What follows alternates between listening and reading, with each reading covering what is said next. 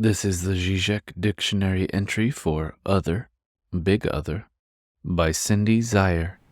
The terms Big Other and Other were coined by Lacan to represent the subject's inscription into the symbolic order. For Lacan, the other reflects the ideal ego-image for the subject, and the big other particularizes how otherness is mediated within the symbolic order. Together with Lacan, Žižek designates the big other as embodying a contradiction in that it is an illusion and at the same time a necessary illusion that the process of subjectivization relies upon actually to take place. Žižek claims that because subjects insist on believing in the big other, they consequently act as if it does exist. To illustrate this, Žižek draws upon the classic tale, The Emperor's New Clothes, in which we, as spectators, act out the pretense that the emperor is fully clothed when we know that he is obviously naked. Acting as if is an act of disavowal that ensures subjects can coexist with others in the social world. Ideology provides a spectacle for the big other as presented by social customs and practices, notwithstanding their inconsistencies, contradictions, and lack of cohesion.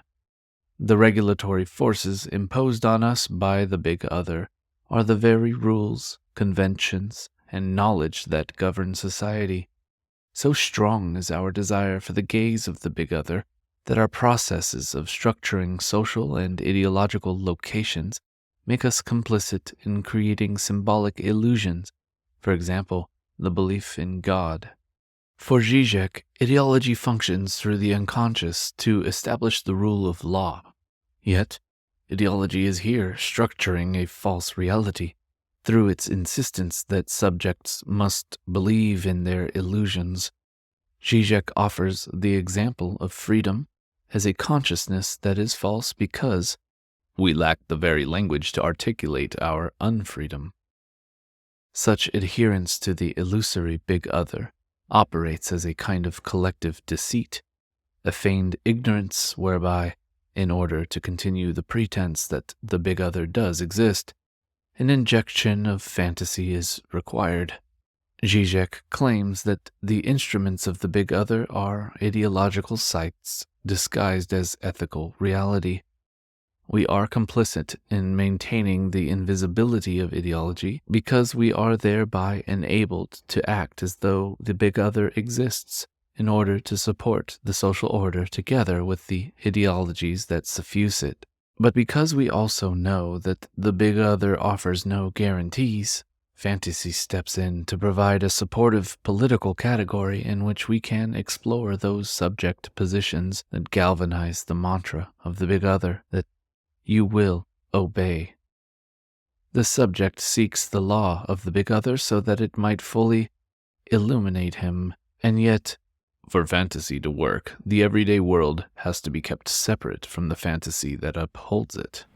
Žižek continues to follow Lacan in distinguishing the big other from the other, to the extent that the other cannot be so easily assimilated into the subject's ego ideal. Jouissance is directly implicated when the subject anxiously attempts to form a relationship with the desire of the other, as Žižek highlights. For desire to have traction, and for anxiety to be contained, the figure of the other must occupy the domain of the symbolic. In this difficult predicament, full anxiety, when I know that the other wants something from me, without knowing what this desire is, I am thrown back into myself, compelled to assume the risk of freely determining the coordinates of my desire. The other possesses real features, these being signifiers that speak to the subject, but in order for the other to achieve the status of the big other, the insertion of a symbolic function in which the subject is socially operative is required. This big other lies in the domain of the real, defined by Žižek as the other of the other. Žižek returns to Lacan's famous claim that there is no other of the other, as a way of bypassing the big other. The other of the other is a belief in the invisible true conspirator, the one who really pulls the strings, while all the time expressing cynicism towards institutions that control knowledge, resources, and market forces. For Žižek, whenever the subject imagines a scenario that could be symbolic reality, the status of the big other's status starts to disintegrate. Belief in the other of the other is referred to by Žižek as a kind of cultural paranoia. The paranoid construction is, on the contrary, an attempt to heal ourselves, to pull ourselves out of the real illness, the end of the world, the breakdown of the symbolic universe. For the subject, the symbolic order alters because the big other is fragmenting. The other of the other offers relief from the disintegration of the big other. At this recognition, the big other returns as an ideological specter that reveals to the subject inconsistencies in the big other. Žižek claims that the subject is lured by an excessive proximity to the real, which, by suffusing belief with cynicism, thereby triggers the demise of the big other.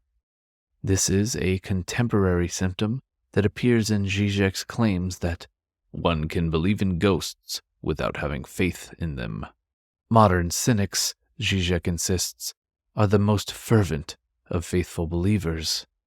Belief is part of the specter of ideology and is manifested in social attitudes and conditions. The operation of the media, technology, the entertainment industry, the production and distribution of knowledge, and so on. According to Žižek, whenever belief is implicated by the big other, the subject is thereby permitted to embody that which is disavowed, and thereby able to function within a less than ideal ideological system. Žižek insists that for the subject to resist the infiltration of ideology, it is necessary to engage their symptoms. By doing this, the allure of ideology is disrupted, thereby exposing it as a lie.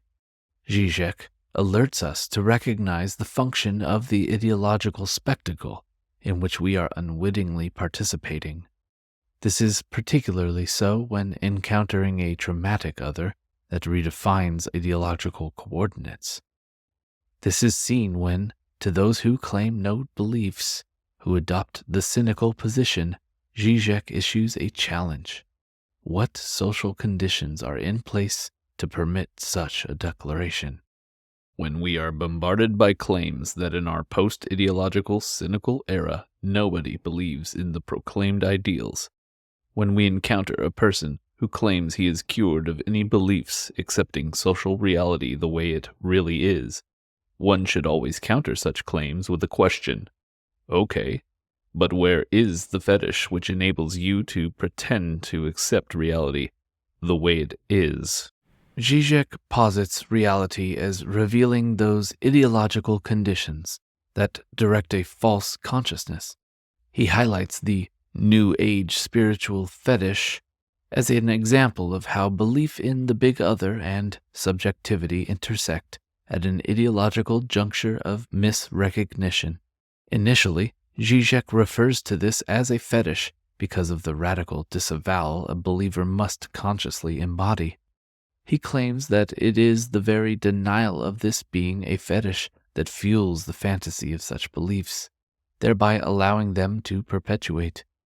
He also claims that the New Age spiritual fetish, in seeking to disengage from the world's intellectual and political problems, inadvertently galvanizes complicity with potentially exploitative capitalism, which then uses it to sustain the illusion that the subject is not at all engaged with problematizing capitalism, but rather with something ethically sound. In this way, New Age spiritualism, far from resisting the problem of capitalism, in fact propagates it by providing a sanitized ideological supplement. Žižek suggests that a subject's affiliation to a collective produces enjoyment emanating from this ideological alterity in relation to which they have positioned themselves as decentered subjects. Reality, as opposed to the play of my imagination. Lacan's point is not that, behind the multiplicity of phantasmatic identities, there is a hard core of some real self. We are dealing with a symbolic fiction, but a fiction that, for contingent reasons that have nothing to do with its inherent structure, possesses performative power, is socially operative, structures the socio-symbolic reality in which I participate. The status of the same person, inclusive of his or her very real features, can appear in an entirely different light the moment the modality of his or her relationship to the big other changes. For Žižek's subject, the big other is continually appearing and disappearing. Withdrawal into simply a different self, Žižek claims, invites an illusion that is fetishized. He argues that such withdrawal holds no truth, and he posits that a claim of truth is best uncovered through recognizing the repetitive patterns of ideology.